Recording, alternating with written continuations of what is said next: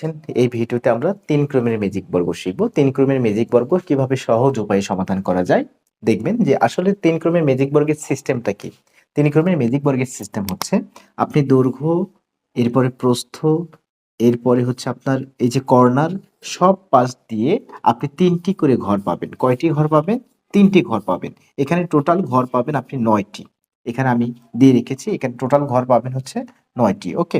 ৯ টি ঘর পাবেন। এই যে ১, ২, ৩, ৪, ৫, ৬, ৭, ৮, ৯ এই ৯ টি ঘরে আপনি ১ থেকে ৯ পর্যন্ত আপনি বসাতে পারবেন। ১ থেকে ৯ যখন আপনি এই যে সংখ্যাগুলো বসাবেন, এমনভাবে আপনাকে বসাতে হবে যাতে প্রত্যেক পাশ দিয়ে অর্থাৎ এই যে এই পাশ দিয়ে যোগ করে যাতে ১৫ হয়। আপনি এই পাশে বলেন আর এই পাশে বলেন যোগ করে ১৫ হবে। যে পাশ দিয়েই যান না কেন আপনার যোগ করে হবে ১৫। যে পাশ দিয়েই যান না কেন যোগ করে হবে স্যার ১৫, যোগ করে হবে ১৫। এটাই হচ্ছে আপনাকে মিলে তাহলে এখন এটা সহজভাবে কিভাবে আপনাকে যে বিষয়গুলো মনে রাখতে হবে, আপনি একদম মাঝের পয়েন্টে, মাঝের ঘরে আপনি ৫ দিবেন। মাঝের ঘরে ৫ দিবেন। এখন আপনাকে যদি বলি আমি ৫ দিয়েছি এখন আপনি মিলান, তারপরেও কিন্তু পারবেন না। আরো একটা স্টেপ আপনার জানা থাকা প্রয়োজন বা জানা থাকতে হবে। সেটা হচ্ছে এই প্রত্যেকটা ঘরে ২ এই যে কর্নারের ঘরগুলোতে ২, ৪, ৬, ৮ ২, ৪, ৬, ৮ দিবেন আপনি। এই ২ টা জিনিস মনে থাকলে আপনি বাকিটা এখন নিজেও করতে পারবেন। এখন দেখেন ৮, ৫, ১৩, ১৩ আর ২ হচ্ছে আপনার ১৫। এই পাশ দিয়ে যদি যান ৫, ৬, ১১, ১১ আর ৪ হচ্ছে ১৫। এখন কি এই পাশে, তাই না? এই পাশে মিলাতে হবে। তাহলে বলেন তো ৮ আছে, ৪ আছে। আর কত প্রয়োজন ১৫ মিলাতে? ৮ আর ৪ যদি আমরা যোগ করি ১২ হয়। ১২, ১৩, ১৪, ১৫ ৩ প্রয়োজন আমাদের। তার মানে এখানে আমাকে ৩ বসাতে হবে। এরপরে কি করব? যদি আমি এইদিকে ১৫ মিলাতে চাই, ৫ আর ৩ এ হচ্ছে ৮।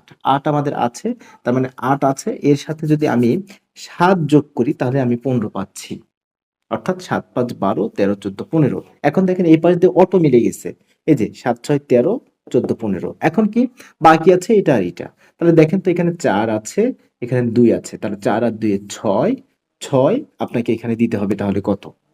৬ তাহলে আপনি যদি ৯ দেন এখানে ৬ আর ৯ হচ্ছে ১৫। ওকে। এখন এটা মিলিয়ে ফেলেন বা এইদিকে মিলিয়ে ফেলেন একই কথায়। ৮, ৬ কত? ১৪ আর ১৪ আর ১ এ হচ্ছে ১৫। এখন যদি আমি এই পাশ দিয়ে হিসাব করি ৯, ৫, ১৪ আর ১ এ ১৫।